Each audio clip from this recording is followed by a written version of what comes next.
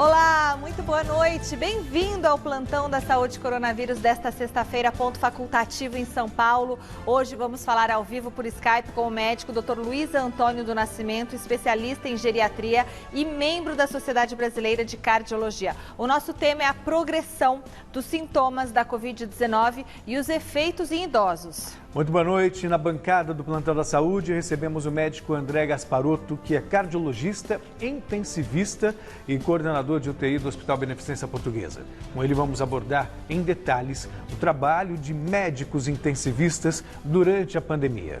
E ainda, nesta edição, o Supremo Tribunal Federal quebra o sigilo do vídeo da reunião ministerial do dia 22 no Palácio do Planalto, considerado peça-chave no inquérito que investiga as acusações feitas pelo ex-ministro Moro ao presidente Bolsonaro.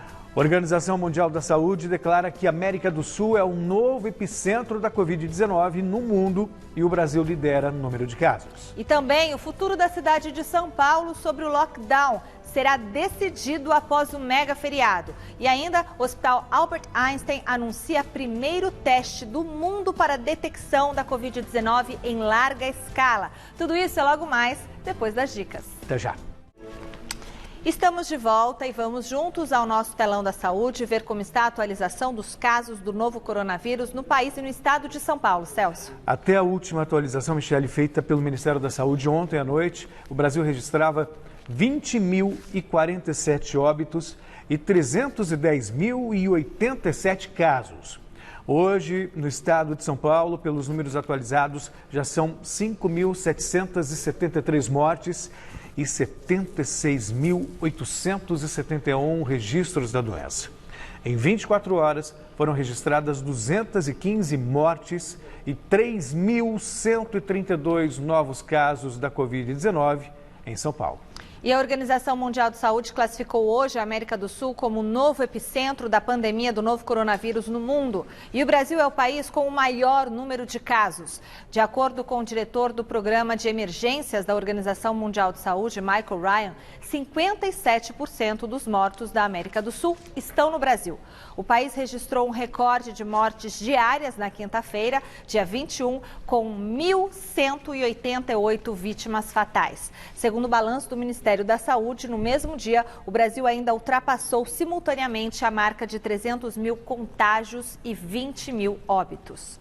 E os Estados Unidos ainda é o país mais afetado pela doença, com mais de 94 mil mortes. O Brasil é o terceiro em número de contágios, atrás apenas dos Estados Unidos e da Rússia. Bom, e agora nós vamos falar ao vivo com o repórter Osmar Garrafa, que está no Hospital de Campanha do Ibirapuera e tem as informações sobre a ocupação de leitos nos demais hospitais desse tipo na cidade. Boa noite, Garrafa. Boa noite, Celso. Boa noite, Celso. Boa noite, Michele. Boa noite a todos. Como você bem destacou, estamos aqui no Hospital de Campanha do Complexo do Ibirapuera. E antes de virmos para cá, não é? Até porque hoje é ponto facultativo, passamos no Parque do Ibirapuera e a gente não viu o tipo de aglomeração como vimos em outros feriados. Pouquíssimas pessoas ali nas proximidades, nas cercanias do Ibirapuera, algumas poucas realizando atividades físicas. Então hoje, pelo menos em termos de isolamento social, foi um dia tranquilo, bem próximo aqui ao Hospital de Campanha do Ibirapuera. Este aqui é gerido pela Prefeitura de São Paulo, pelo Estado de São Paulo, mesmo acontecendo com o do Heliópolis, que foi inaugurado essa semana. E nós temos também mais 2 hospitais de campanha que estão sendo administrados pela Prefeitura, o do Anhembi e do Pacaembu. Aqui no Ibirapuera, há pouco, muitas ambulâncias chegando, mas isso é fato rotineiro, viu, Celso e Michele? A chegada de ambulâncias, às vezes elas formam fila, né? Tanto para sair como para chegar, porque há também transferências. Nesse momento, até a movimentação tranquila. De 268 leitos que nós temos aqui no Ibirapuera, 149 estão ocupados. E nós temos ainda prevista a chegada para o dia de hoje, num total de mais 16 pacientes. Então, o Hospital do Ibirapuera vai se aproximando cada dia da sua lotação máxima. Vamos aos números também do maior hospital de campanha da cidade de São Paulo, que é o Hospital de Campanha do Anhembi. Com 864 leitos disponíveis nesse momento, estão ocupados por lá 498. 478 pacientes estão na ala de enfermaria. Nas semi-UTIs, são 20 pacientes com quadros agravados. Tivemos 11 transferências. Boas notícias. Altas, 78 altas no AMB e nenhum óbito de ontem para hoje, nas últimas 24 horas. No Pacaembu, hospital de campanha, no estádio Dr. Paulo Machado de Carvalho. São 200 leitos. Celso, 200 leitos ocupados nesse momento. 156 em enfermaria, 154 e apenas 2 pacientes na área de estabilização, na semi-UTIs. São 10 leitos de UTIs lá no Pacaembu, apenas 20% desses leitos ocupados nesse momento. Pacientes que com um quadro complicado se agravaram e precisaram de uma transferência foram 4 pacientes. As boas notícias, nenhum óbito no Pacaembu nas últimas 24 horas e tivemos 20 altas. Celso e Michele. Muito obrigada, Osmar Garrafa. Boa noite. Hoje é ponto facultativo em São Paulo e com a aprovação da Assembleia Legislativa da antecipação do feriado de 9 de julho, na segunda-feira, dia 25 de maio, serão 6 dias de folgas aí consecutivas. O mega feriadão, decretado de forma conjunta entre governo e município, é uma tentativa de forçar o aumento do isolamento social e, segundo as autoridades, o último recurso antes da adoção do lockdown. Mas até agora, o descanso forçado não tem surtido tanto efeito. Ontem, a taxa de isolamento no estado ficou em 49% e em 52% na capital. Os dois índices ainda abaixo do mínimo, que é o de 55%. O repórter Guilherme Camarda acompanhou a movimentação em alguns parques da cidade. A capital paulista, sempre congestionada e movimentada, vive um momento diferente em sua história, com a antecipação de feriados para evitar o contágio do novo coronavírus. Uma folga inédita que chega a 6 dias, com a aprovação após mais de 12 horas de discussão na Assembleia Legislativa de São Paulo. O feriado de 9 de julho foi adiantado para a próxima segunda-feira, dia 25 de maio. Mas com os estabelecimentos considerados não essenciais fechados e diante da recomendação para ficar em casa, o que os paulistanos têm feito durante esse período? Nossa equipe andou por alguns parques da cidade, que apesar de terem os portões trancados desde o início da pandemia, ainda concentram um número grande de pessoas nos arredores. No Ibirapuera, apesar do uso de máscaras massivo, a sensação era de um dia de folga comum. Muita gente aproveitou o dia de sol para correr ao redor do parque. Para o casal Alisson e Natália, o feriado prolongado não fez tanta diferença. Não parece nem ter feriado, todo dia parece ser domingo, sendo bem sincero.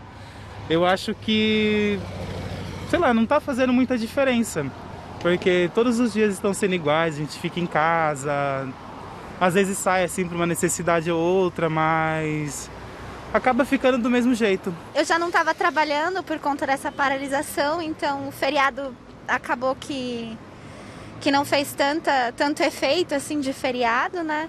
No Parque Vila Lobos, o movimento era menor. Mesmo assim, flagramos pessoas se exercitando, passeando e andando de bicicleta ao ar livre. Esse feriado prolongado, do meu ponto de vista, é mais político do que qualquer outra proteção para as pessoas, né? Porque teria que ter tido medidas drásticas logo no começo. Tanto no Parque do Ibirapuera quanto no Vila Lobos, as pessoas aproveitaram o feriado para sair de casa e fazer seu exercício físico. Porém, a maioria delas usando as máscaras e mantendo a distância social.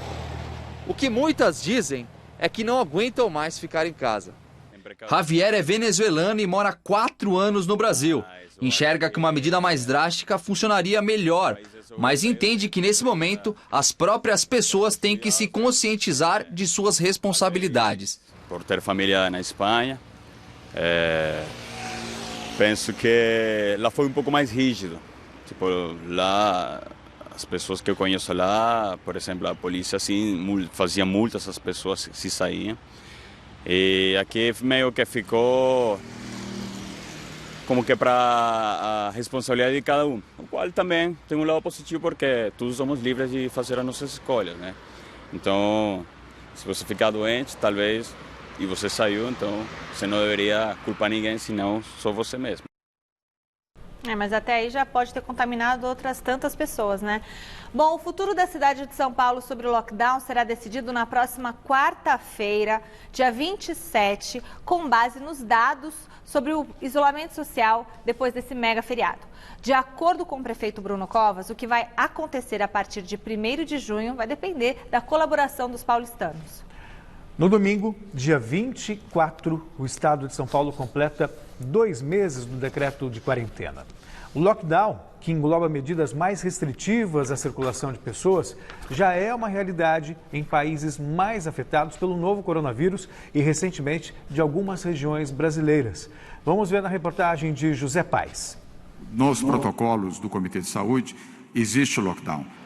O termo já faz parte da nova realidade de muitos países, inclusive do Brasil. Justamente por isso, o governo estadual voltou a falar hoje sobre a possibilidade de decretar o lockdown. E o Amapá decretou o lockdown em todo o estado. A palavra da língua inglesa pode soar estranha, mas tem uma tradução que define os dias atuais.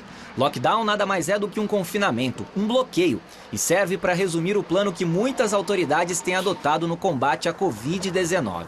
A medida funciona como uma imposição do Estado para trancar por completo todos os serviços não essenciais e restringir a circulação em espaços públicos. O recurso extremo tem o objetivo de salvar vidas e achatar a curva de infectados durante o surto de uma doença, além de reduzir o fluxo de pacientes e evitar o colapso dos hospitais. Para uma parte pequena da população, ela pode ficar em casa e praticamente nada muda. Para uma outra parcela, e também para quem trabalha com serviços essenciais, ela não tem essa escolha. Mas o lockdown ele é inevitável em lugares em que você tem muito adensamento, em que as pessoas se encontram muito, e nos lugares em que não há estrutura hospitalar. Parar uma cidade ou até mesmo uma região nunca é tarefa das mais simples, principalmente durante um período de pandemia como esse que a gente vive agora. Colocar em prática o lockdown envolve questões logísticas, políticas e vem dividindo muitos setores da sociedade.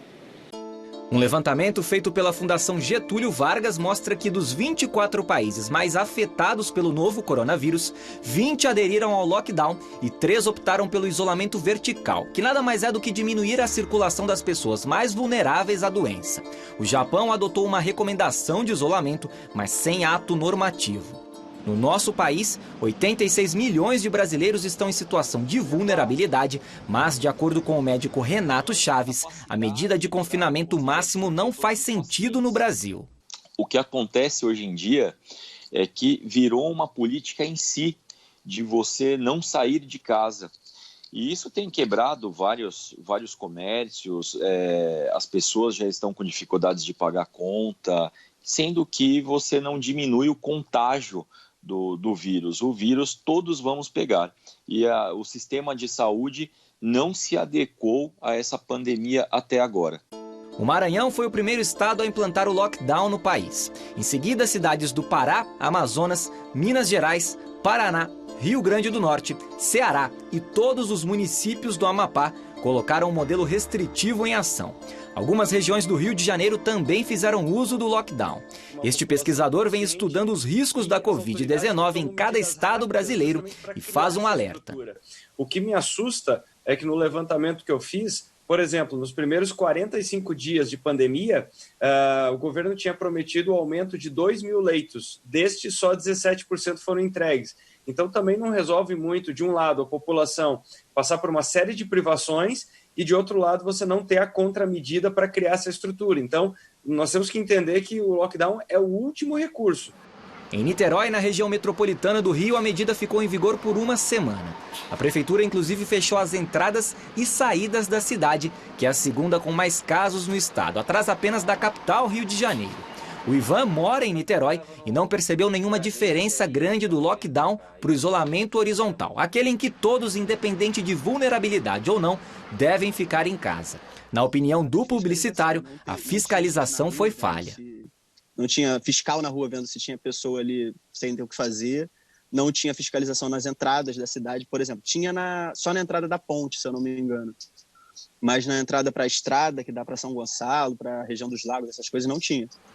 Apesar do tamanho da população e da importância econômica do estado, o governador João Dória já reconheceu a possibilidade de endurecer a política de confinamento e decretar o lockdown em São Paulo. Um sinal de que antes de reabrir, a gente pode ter que nos fechar um pouco mais. O ministro Celso de Mello, do Supremo Tribunal Federal, quebrou o sigilo do vídeo da reunião ministerial do dia 22 no Palácio do Planalto, considerado peça-chave no inquérito que investiga as acusações feitas pelo ex-ministro Sérgio Moro ao presidente Jair Bolsonaro. O ministro enviou hoje para a Procuradoria-Geral da República 3 notícias crime apresentadas por partidos e parlamentares que pedem novos desdobramentos na investigação sobre a suposta interferência do presidente Jair Bolsonaro na Polícia Federal. O repórter Luciano Penteado tem mais informações sobre a decisão do Supremo e a repercussão sobre o vídeo. Boa noite, Luciano. Boa noite, Celso e Michele. Boa noite a todos do Plantão da Saúde. Esse vídeo, a reunião toda, ela dura cerca de 4 horas. E havia expectativa se o ministro Celso de Mello ia divulgar ela na íntegra ou apenas parcialmente. Ele acabou, no final das contas, tomando uma decisão intermediária.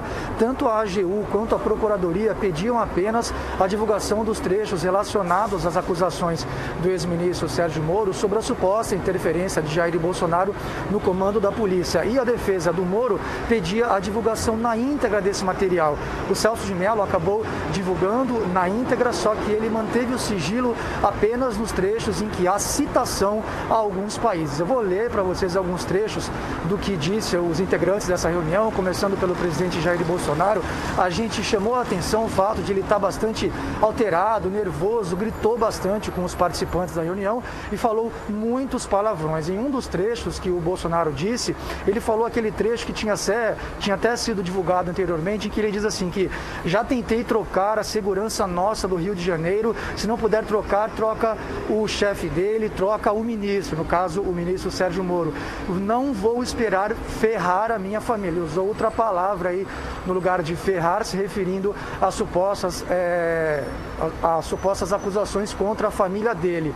Bem, mais adiante, o Bolsonaro, só lembrando, esse trecho aí em que ele se refere à segurança nossa da PF no Rio é o trecho central do vídeo em que, segundo o ex-ministro Sérgio Moro, há uma afirmação de que Bolsonaro tentou interferir no comando da PF. Mais adiante, o Bolsonaro fala sobre ditadura e sobre a importância de armar a população. Ele fala que no Brasil, como é fácil impor uma ditadura no Brasil, quero que o povo se arme por isso. Ele também diz que não quer aceitar, quem não aceitar as bandeiras dele no governo está no governo errado. Bandeiras que ele diz que são família, Deus, Brasil e as armas. Ele também completa que com pessoas armadas ninguém será escravizado. Bom, mais adiante, no que foi divulgado, dos trechos que foram divulgados, teve destaque uma fala do ministro da Educação, Abraham Weintraub. Ele disse assim: é preciso colocar esses vagabundos na cadeia, começando pelo STF. Essa fala também já tinha tido uma prévia anteriormente, confirmada agora com a divulgação desse vídeo. O Weintraub também diz em outro trecho que, nas palavras dele sempre, abre aspas, odeio o Partido Comunista, esse termo povos indígenas. É povo brasileiro, não tem essa de povos. Ele se referindo aí à diferenciação de pessoas brancas, negras e pardas, como a gente vê na nossa miscigenação, não é?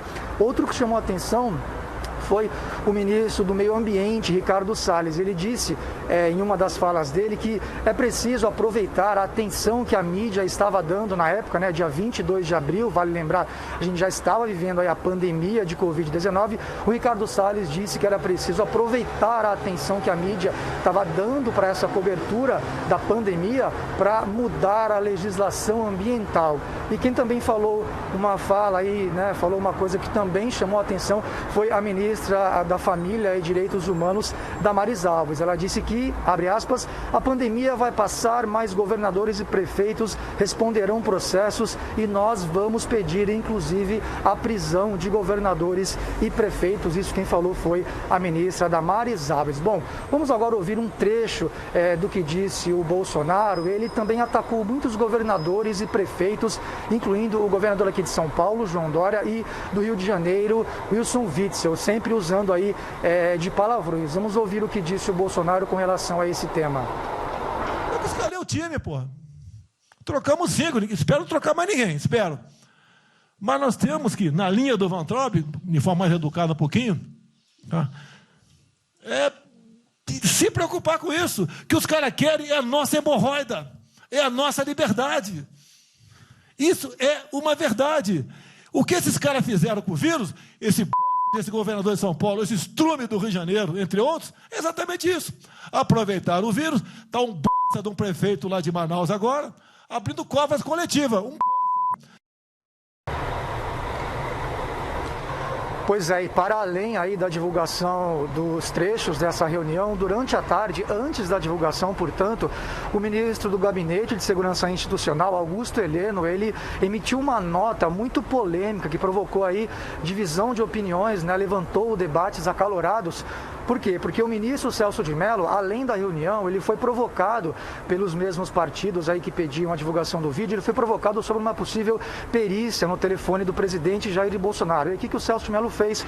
Como manda a legislação, como é de praxe acontecer nessas situações, ele encaminhou esse pedido para a Procuradoria-Geral da República, né? O procurador Augusto Aras, para que ele se posicionasse em relação a esse pedido de uma possível perícia no celular do presidente e antes de ele tomar qualquer decisão. E aí, antes disso, o Augusto Heleno emitiu uma nota em que ele dizia ser inadmissível uma perícia no celular do presidente, que isso seria, né, nas palavras dele, uma coisa impossível, impensável, né?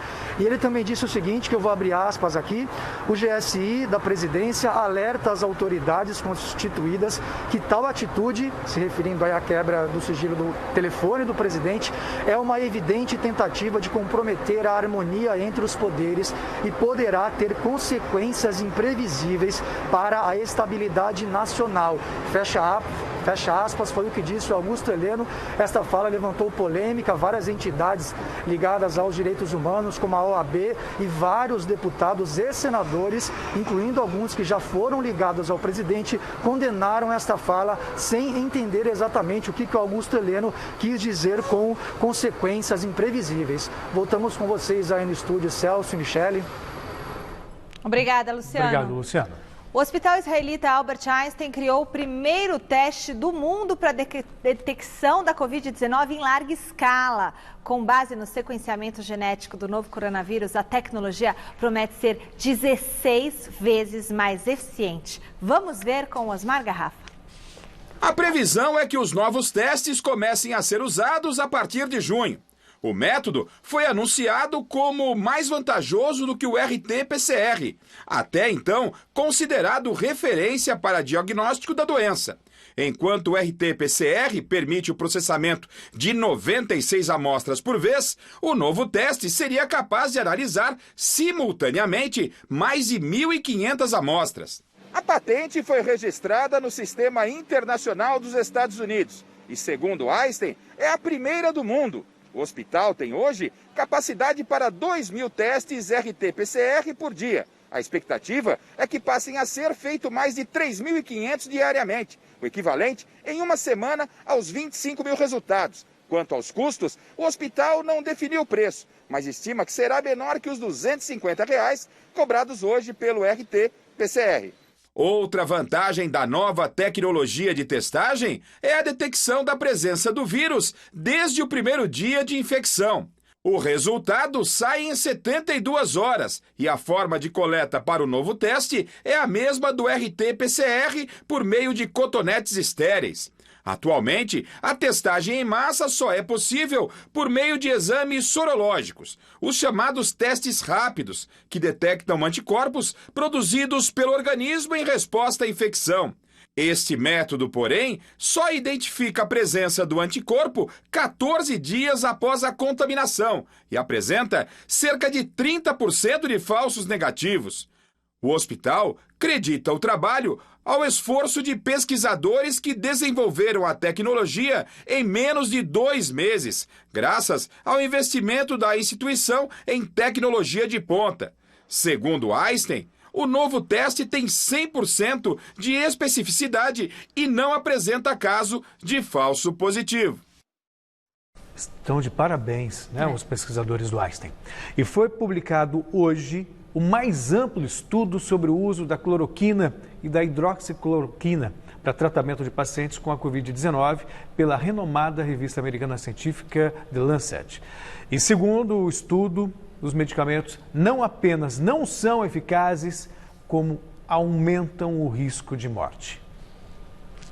O título da publicação é Cloroquina ou hidroxicloroquina para a Covid-19. Por que eles podem ser perigosos? Além de apontar que não há ligação entre os medicamentos e a melhora de pacientes, a pesquisa também atesta que com o uso dessas drogas existe um maior risco de morte e consequências cardíacas durante a internação. 96 mil pacientes internados de 6 continentes com uma média de idade de 53,8 anos participaram desse estudo.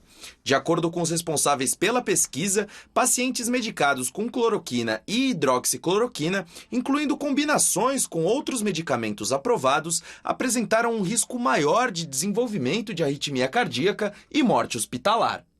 A insistência do presidente Jair Bolsonaro pelo uso da cloroquina para tratar pacientes com a Covid-19 foi um dos principais motivos para que os 2 últimos ministros da Saúde, Luiz Henrique Mandetta e Nelson Teich, deixassem o cargo. Atualmente, o general das Forças Armadas, Eduardo Pazuello, sem qualquer formação na área da saúde, é quem está à frente da pasta de forma interina.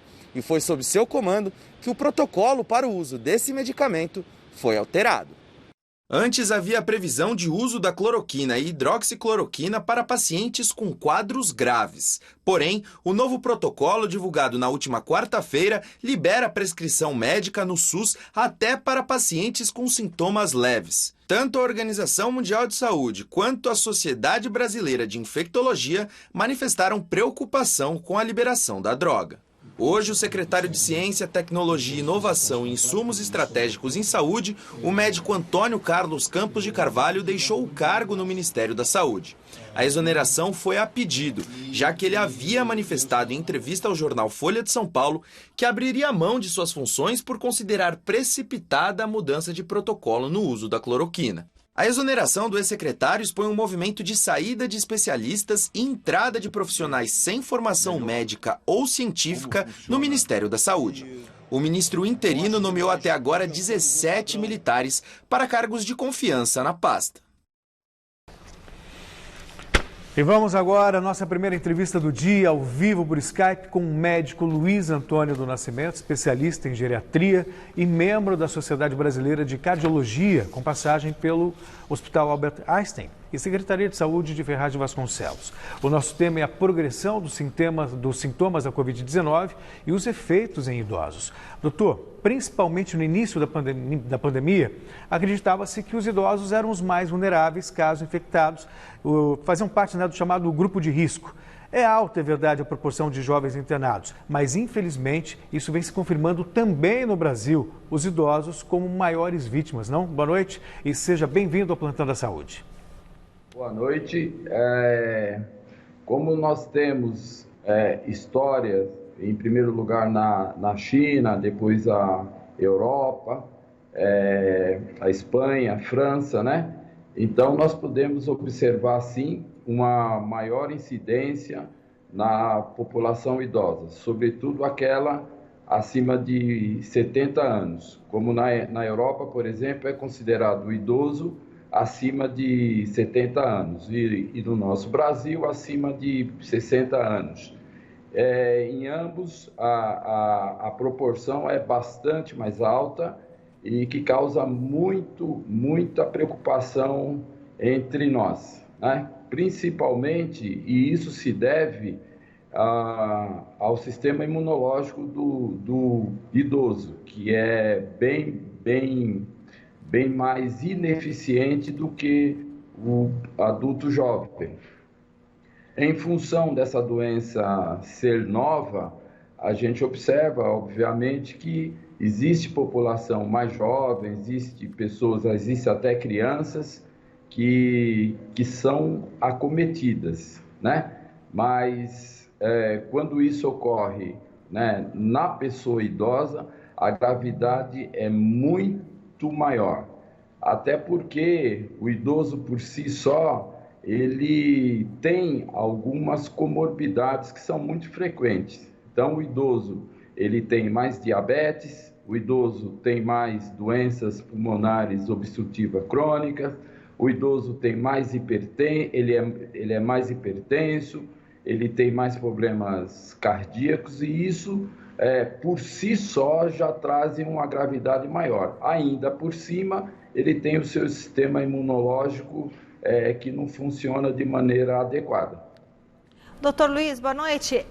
Doutor, mas, por exemplo, um idoso, digamos, saudável, que faz exercício físico, que tem uma boa alimentação, esse idoso também está nesse grupo de risco do novo coronavírus? Imagina um idoso que não tenha comorbidades, né, que está ali com os exames, tudo bem. Ele também tem que se preocupar bastante? Olha, ele tem que se preocupar sim. Porque pelo fato dele fazer atividade física ou ter uma alimentação, etc., obviamente esse idoso ele não tem essas comorbidades frequentes. Mas é preciso saber que pessoas jovens também adquirem a doença e pode levar a óbito. Então, eu diria que o idoso saudável, ele corre menos risco. Mas ele, sim, corre também risco. Então, não é porque ele tem uma qualidade de vida melhor, alimentação e esporte, que ele pode se expor ao vírus. Tem que tomar os mesmos cuidados. Tanto, doutor, que eu estava vendo aqui, 69% dos mortos no Brasil têm acima de 60 anos, né? Especialmente na faixa entre 60 e 80, são as maiores vítimas da Covid-19. E aí a gente acabou de ver na matéria agora, que a cloroquina tem estudos que mostram que ela não é eficaz, muito pelo contrário, pode até levar à morte. No caso dos idosos, são mais propensos, são mais vulneráveis. E diante dessa pressão, se um idoso pede para usar cloroquina, como é que o senhor avalia esse tipo de situação do ponto de vista médico? Olha, isso é uma decisão muito difícil, né? Porque todos os estudos até agora, e hoje foi publicado esse estudo no Lancet, que é uma revista, é um jornal de medicina dos mais creditados. Esse estudo incluiu aí 96 mil pacientes, então é um estudo robusto, como nós chamamos. Então, nós temos que dar credibilidade a esse estudo que não mostrou, que a cloroquina não mostrou benefício. Um outro estudo publicado em maio no New England, também um jornal de grande credibilidade, também o estudo feito não mostrou benefício. Bem, diante desses fatos e tomando-se em conta que, como eu já disse aqui, o idoso, ele por si só, ele carrega algumas comorbidades, principalmente alteração do ritmo cardíaco, que tem uma frequência muito alta no idoso, e aí a cloroquina ela pode agravar este problema. Então, é uma decisão muito difícil, principalmente, como eu já disse, no idoso, porque ele já é cardiopata. Os idosos já têm uma incidência muito maior desses problemas de ritmo. E a cloroquina, os efeitos colaterais dela, que são mais importantes, exatamente no ritmo cardíaco. Então, isso é uma decisão que tem que ser muito difícil entre o médico e o paciente. Doutor, conforme essa doença avança, parece que cada dia a gente vai descobrindo uma coisa nova. Então, ela tem várias propriedades. Então, claro, afeta a parte respiratória, mas também afeta a parte neurológica, paladar, olfato, afeta o coração, tem a isquemia, né? Tem a parte neurológica e a parte no intestino. Enfim, são ela afeta vários locais do corpo humano. Já dá para verificar o impacto que essa doença tem nos pacientes idosos que receberam alta? Eles ficam com mais sequelas, por exemplo? Ficam mais debilitados? Olha, essa é uma indagação muito boa. O idoso, por si, ele tem alterações cognitivas. O idoso frágil, principalmente aquele idoso frágil, ele já tem alterações na sua cognição. Pois bem, qualquer insulto qualquer insulto, qualquer doença grave, ela agrava mais o sistema cognitivo, ou seja, então o que nós observamos é o seguinte: quando o idoso se recupera dessa doença, ele volta com a sua cognição bem pior. Então, se ele já tinha problema de memória, por exemplo, esses problemas são muito mais agravados. Se ele tem problema de atenção, esses problemas são muito mais agravados. Se ele tem, por exemplo, é frequente o idoso ter doença de Parkinson, por exemplo, quando ele se recupera, ele tem esse problema muito mais agravado. Então, e além do mais, existe, como você próprio falou bem, existem manifestações neurológicas da própria doença. Então, se o idoso já tem a sua cognição diminuída, mais uma doença que afeta neurologicamente, ele volta muito ruim. Então, as sequelas são muito mais graves na população idosa. Dr. Luiz Antônio Nascimento, muito obrigado pela entrevista. Ele que é especialista em geriatria e também membro da Sociedade de Cardiologia Brasileira. Muito obrigado, foi muito importante sua entrevista e suas palavras. Doutor. Obrigada, doutor. Obrigado. Até logo. Boa noite. Uma boa noite. Muito bem, agora nós recebemos aqui na bancada do Plantão da Saúde, para a nossa segunda entrevista do dia, o médico Dr. André Gasparotto, que é cardiologista, intensivista e coordenador de UTI do Hospital Beneficência Portuguesa. Com ele nós vamos abordar em detalhes o trabalho de médicos intensivistas durante a pandemia. O Dr. André, ele também é autor de 2 livros, este aqui, ó, Infarto, Antes, Durante e Depois, Quebrando Mitos, e do outro livro, Cirurgia Cardíaca, Como Encarar de Peito Aberto. Já estou com os meus 2 aqui, eu e o Celso, para a gente estudar muito. Doutor André, seja muito bem-vindo aqui ao Plantão da Saúde. Eu queria perguntar para o senhor o seguinte: o senhor é responsável por 20 leitos de UTI, né? Uma responsabilidade imensa. Eu queria que o senhor contasse para a gente um pouquinho da sua rotina nessa linha de frente. Que o senhor que é um herói, o senhor, toda a sua equipe lá da Beneficência Portuguesa e de todos os hospitais aí. Qual é a maior dificuldade que vocês enfrentam? Seja bem-vindo. Boa noite, obrigado pelo convite. Boa noite. Celso, Michele. Bem, as dificuldades são imensas. Na verdade, eu sou responsável por 20 leitos de UTI destinados a paciente Covid e tenho outros leitos também de UTI cardiológica. Eu diria para você que, primeiro que eu não gosto muito da palavra herói, o herói está muito próximo ao vilão. Então, nós somos técnicos. Mas é muito complexo.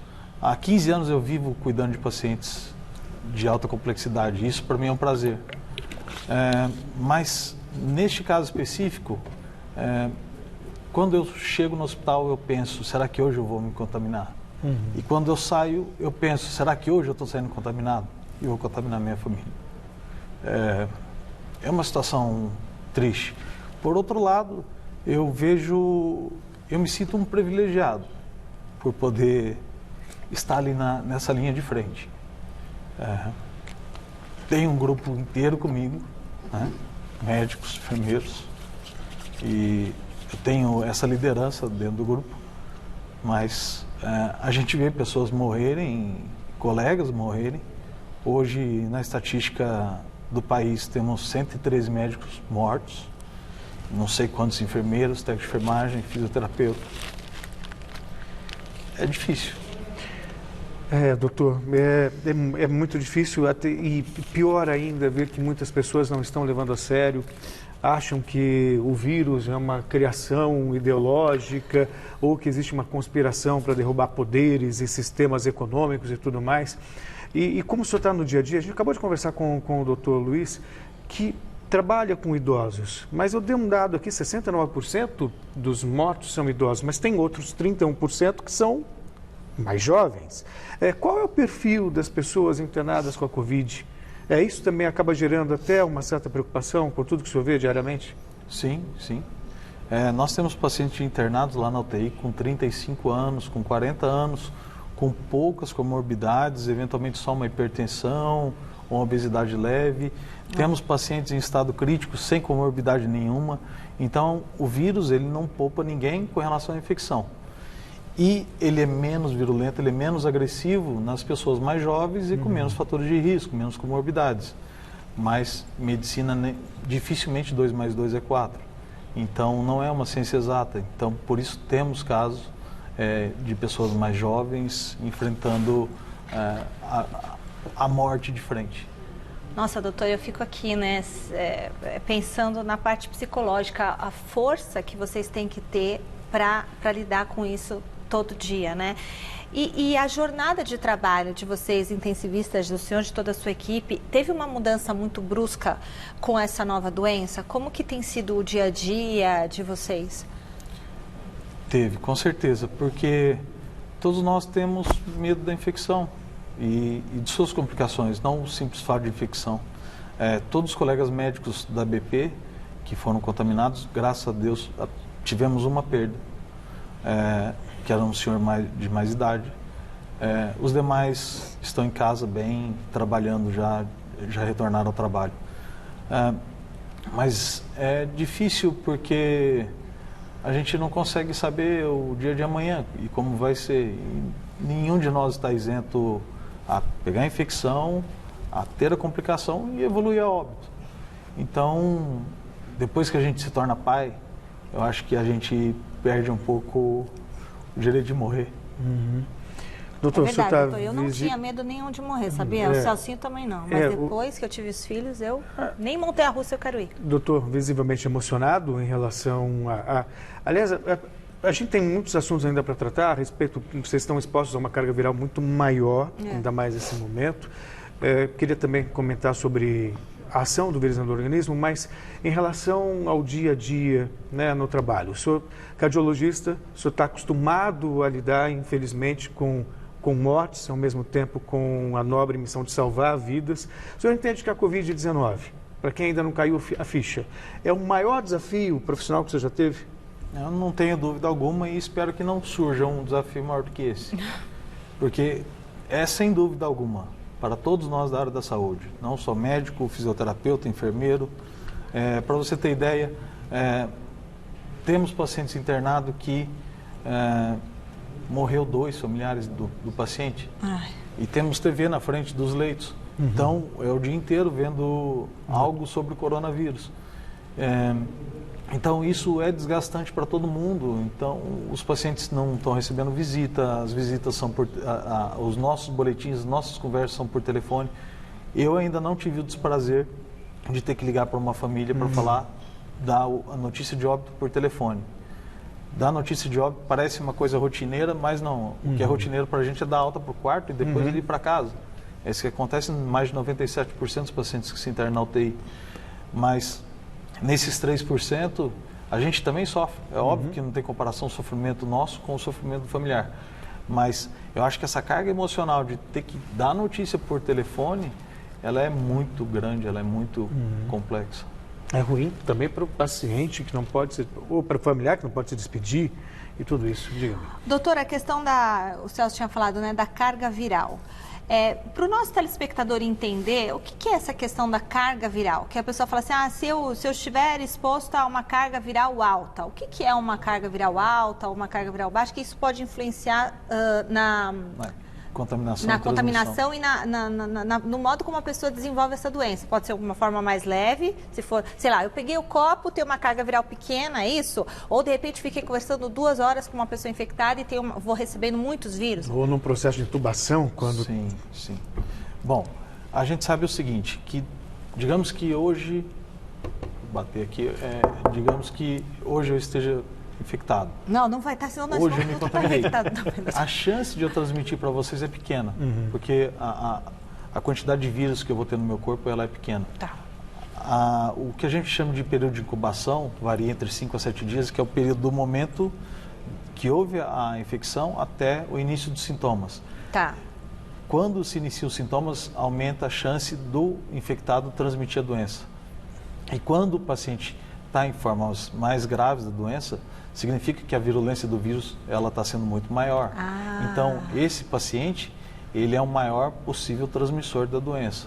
Nós, na UTI, fazendo o procedimento, obviamente nós estamos usando todos os equipamentos de proteção individual, Mas quando você está em uma intubação orotraqueal, por exemplo, é o momento mais crítico, porque é ali que pode ter muita dispersão de gotículas, secreção, então o paciente tem que estar bem sedado para ter segurança para toda a equipe, não só o médico, mas o enfermeiro, o fisioterapeuta que está ao nosso lado. Esse é um momento, sem dúvida, bastante crítico. E aí o senhor fica tenso, né? Aconteceu com você, Celso, e com o senhor? Não sei, porque, por exemplo, vou dar um exemplo. Ontem à noite, eu comecei a tossir. Aí eu comecei a tossir, aí eu tossi uma vez, aí depois eu tossi outra, depois eu comecei a tossir seguidamente. Aí eu falei, gente, espera um pouco, será que isso é uma tosse ou será? Aí eu comecei a perceber o paladar, o olfato, aí fui beber água. Eu só estava engasgada. Mas a gente começa a ficar muito preocupado com os sintomas, né? E o senhor teve alguma coisa que pudesse falar assim, eu tô com medo de que possa ter contraído? Assim, às vezes uma dor de cabeça, por exemplo, uma dor de garganta, tudo você começa a achar, não é? Eu estou vivendo, assim, eu não sei, eventualmente eu até esqueço que dia da semana é, eu estou trabalhando de segunda a segunda. Mas aconteceu uma madrugada que eu acordei 4 da manhã com uma crise de tosse. Eu falei, meu Deus. É agora. Peguei. Aí eu senti aquela pirose e tal, que é aquela queimação no esôfago. Eu falei, nossa, graças a Deus. Que bom. Tomei uma água, tomei um remédio para o estômago e melhorou, passou, eu não tive mais sintoma nenhum. Mas a gente fica assim apreensivo a todo momento.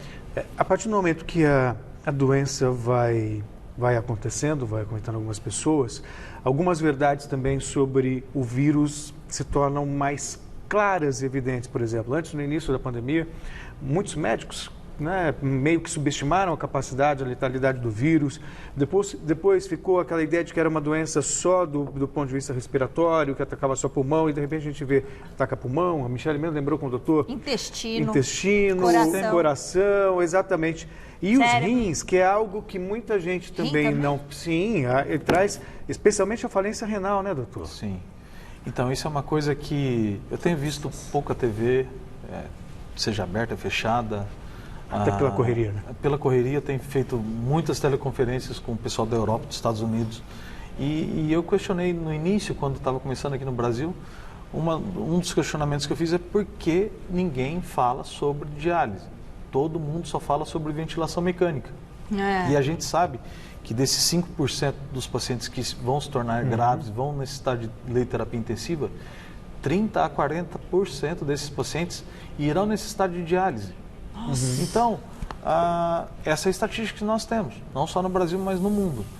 E eu me pergunto, está toda hora sendo falado sobre ventilador, compra do ventilador, compra do ventilador. Eu juro para vocês, eu não vi uma vez alguém do Ministério, ou seja, de onde for, falando sobre essa preocupação renal. O que adianta eu oxigenar um paciente se ele tiver falência renal, ele não conseguir eliminar as escórias, tudo que é necessário, porque precisa de uma máquina para fazer isso por ele. Nossa Senhora. Ele vai morrer. Isso é muito grave, doutor, e é muito sério, verdade. Sim, isso. É muito grave. Eu não ouvi falar mesmo em nenhum lugar. E nem todos os hospitais estão devidamente... Não, precisa de um nefrologista, não é qualquer intensivista que sabe preparar uma diálise. Nós estamos, no nosso hospital, obviamente, é um hospital muito grande, muito preparado. Nós estamos cercados de especialistas de todas as áreas. Eu não preciso me preocupar como que vai ser aquela diálise ou não. O nefrologista faz isso. Mas e aí afora? Como que... E até porque depois a diálise, eu não sei, pode deixar sequelas, né? Pode deixar sequelas, a questão da pessoa ter que fazer sempre. Mas pode, não, tem que salvar a vida, por isso que faz a diálise, né? Minha avó, quando foi para o seu pai também, teve que fazer isso, a hemodiálise. Bom, daqui a pouquinho a gente volta a falar com o Dr. André Gasparotto, médico cardiologista, intensivista, coordenador da UTI da Beneficência Portuguesa. Está lá na linha de frente, combatendo esse novo coronavírus. Vamos ver como que está o mundo do esporte? Nosso giro de notícias.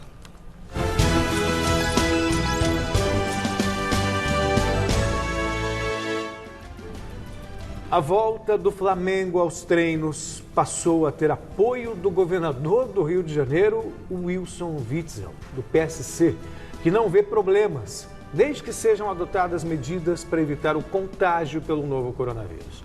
Mesmo assim, o clube precisará prestar contas à Justiça. E não é 1º de abril, né, Celso? Não Impressionante. O Ministério Público do Trabalho do Rio de Janeiro instaurou inquérito na última quarta-feira para apurar a conduta do Flamengo. A procuradora Valdenice Amélia Furtado analisa se a retomada das atividades está amparada em bases legais. O clube tem agora 5 dias para comprovar 3 pontos.